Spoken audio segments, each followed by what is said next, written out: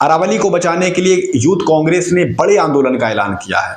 जी हां, यूथ कांग्रेस 7 जनवरी से एक बड़ी यात्रा निकालने जा रही है, जिसमें अरावली के मामले में सरकार को घेरा जाएगा और ये मांग करने वाली है कि वो 100 मीटर वाले नियम को वापस। यूथ कांग्रेस इसके बाद पदयात्रा शुरू करने वाली है, जो गुजरात के बॉर्डर से शुरू होगी, वहां से राजस्थान से होते हुए, हरियाणा से होते हुए दिल्ली आएगी।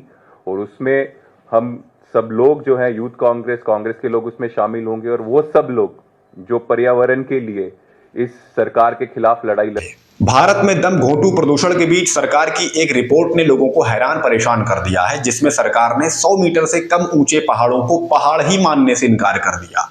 सरकार के इस फैसले पर सुप्रीम कोर्ट की मुहर लग गई है। इससे सबसे ज्यादा खतरा अरावली को हो सकता है, क्योंकि अरावली में मौजूद 12,081 पहाड़ियों में से सिर्फ 1,048 पहाड़ियां ही ऐसी हैं जो 100 मीटर से ऊंची हैं। सरकार का यह फैसला ऐसे वक्त आया जब देश के 10 बड़े शहरों में हर साल 30,000 से ज्यादा मौतें सिर्फ प्रदूषण की वजह से हो रही हैं। ऐसे में प्रदूषण पर काबू रखने वाले हरे भरे जंगलों और पहाड़ों को खनन का मैदान क्यों बनाने की कोशिश हो रही है, इसी सवाल पर मचा हुआ है बवाल। हालांकि सरकार की ओर से यह भरोसा जरूर दिया गया है कि अरावली में नए खनन के लिए मंजूरी नहीं दी जाएगी, लेकिन 100 मीटर वाले नियम के चलते अरावली पर भविष्य में खनन का खतरा बरकरार रहेगा। ऐसे में लगातार यही मांग हो रही है कि इस 100 मीटर वाले नियम को हटाया जाए। इस पूरे ही मामले में कांग्रेस लगातार हमलावर है। कांग्रेस संसदीय दल की नेता सोनिया गांधी ने नए नियम को अरावली के लिए एक डेथ वारंट का ऐलान बताया। वहीं राजस्थान के पूर्व डिप्टी सीएम सचिन पायलट ने सरकार को घेरते हुए कहा कि अरावली में पत्थर कुछ लोग खोदेंगे, लेकिन भुगतेंगे करोड़ों लोग। सरकार और सुप्रीम कोर्ट से इस खौफनाक फैसले पर विचार करने की मांग की जा रही है, क्योंकि अगर अदालत को कुछ वक्त बाद ये एहसास होगा कि अरावली के पहाड़ों को खत्म करना ठीक नहीं था, तब तक काफी देर हो चुकी होगी, क्योंकि जो पहाड़ 2 अरब सालों में बनकर तैयार हुए हों, उन्हें फिर से हासिल नहीं किया जा सकेगा। अरावली के पर्वत करोड़ों सालों से राजस्थान के रेगिस्तान को दिल्ली, उत्तर प्रदेश की ओर बढ़ने से रोक रही हैं। चंबल, साबरमती और लूनी जैसी नदियों को इसी अरावली से जीवन मिला है। करोड़ों साल पुरानी इन पहाड़ियों की परिभाषा सिर्फ ऊंचाई से तय कर दी गई है, जो काफी खौफनाक नजर आता है। ये आने वाली पीढ़ी के साथ गुनाह होगा अगर अरावली का करीब 92% हिस्सा खनन के हवाले कर दिया गया। अरावली मामले में अब यूथ कांग्रेस ने ये बड़ा ऐलान किया है कि वो 7 जनवरी से अरावली बचाओ यात्रा निकालेगी। ये यात्रा गुजरात से शुरू होकर राजस्थान, हरियाणा होते हुए दिल्ली में समाप्त होगी। जाहिर है कि मोदी सरकार लगातार पर्यावरण संरक्षण का वायदा करती आई है, पर सरकार का ये वायदा खोखले के साथ ही खौफनाक भी नजर आने लगा है। बड़ी हैरानी की बात यह है कि सुप्रीम कोर्ट ने केंद्र की सिफारिशों पर मुहर लगा दी, लेकिन इसमें पर्यावरणविदों की राय जरूरी नहीं समझी गई। जबकि तमाम देशों में, चाहे वो लोकतांत्रिक देश हो चाहे वो तानाशाही वाले देश हो, उन देशों में पर्यावरण के किसी भी मुद्दे पर पहले बड़े स्तर पर बहस होती है, तब आने वाली पीढ़ियों को ध्यान में रखते हुए फैसले लिए जाते हैं। आइए दोस्तों, अब इस पूरे ही मामले को थोड़ा विस्तार से समझते हैं।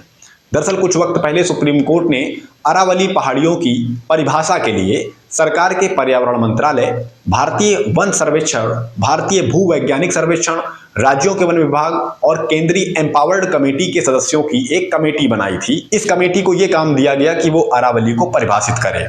इस कमेटी ने कोर्ट में अपनी रिपोर्ट जमा की, जिसमें यह कहा गया कि दिल्ली, राजस्थान, हरियाणा और गुजरात तक करीब 670 किलोमीटर लंबे क्षेत्र में फैली अरावली पहाड़ियों में सिर्फ वही पहाड़ियां अरावली का हिस्सा मानी जाएंगी जिनकी ऊंचाई 100 मीटर या उससे ज्यादा होगी। पर भारतीय वन सर्वेक्षण के अनुसार अरावली श्रृंखला में कुल 12,081 पहाड़ियां हैं, जिनमें से मात्र 1,048 पहाड़ियां ही 100 मीटर या उससे ज्यादा ऊंची हैं।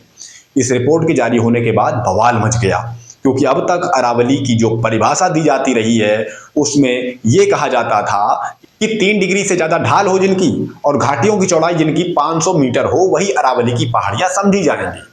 इसके अलावा पहाड़ी के नीचे वाले जो हिस्सा होता है उसमें 100 मीटर की चौड़ाई तक किसी भी किस्म की कोई खनन की गतिविधि नहीं की जा सकती है, किसी भी तरह की कोई गतिविधि नहीं की जा सकती है। लेकिन अब इन पुराने नियमों की जगह अचानक से ये नया नियम ला दिया गया, जिसमें 100 मीटर की ऊंचाई को मानक बना दिया गया, जिससे पहाड़ियों पर मनचाहा खनन का खेल खेलने के लिए मैदान साफ हो सकता है।